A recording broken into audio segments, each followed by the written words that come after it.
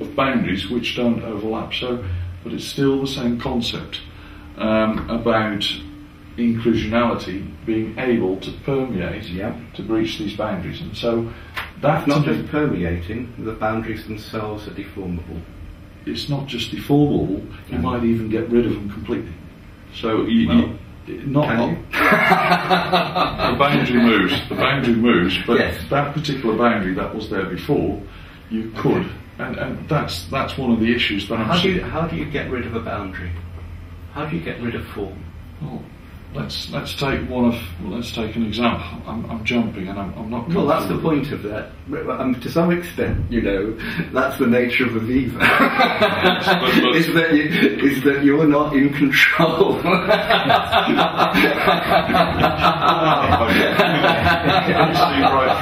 Let's take one boundary away, and let's take the boundary of personal development. For me, what I very clearly describe in this thesis is how I was an engineer and the effect of my upbringing had on me.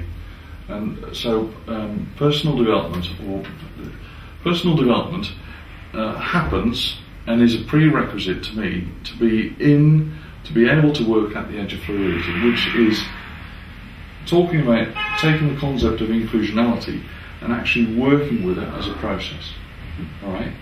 The reason personal development is fundamentally important to me there is when I take, for instance, my upbringing, there was a very clear boundary, and that is different. Now, again, one of the things about your language is that I use the words distinct and discrete very, very carefully.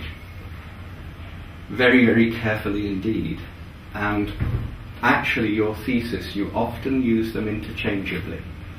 You know, Alan,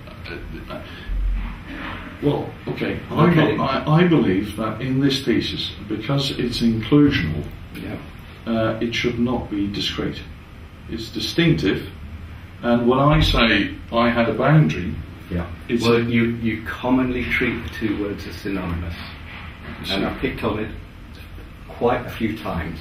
But it's really important that you recognise that, because, you know, fundamentally there's a big issue about understanding the difference between distinct, which makes a distinction, but without isolating, and discrete, which makes a definition and isolates. And what you're talking about is you had an upbringing and you've had a background career where the boundary has been treated as discrete, as a hard line.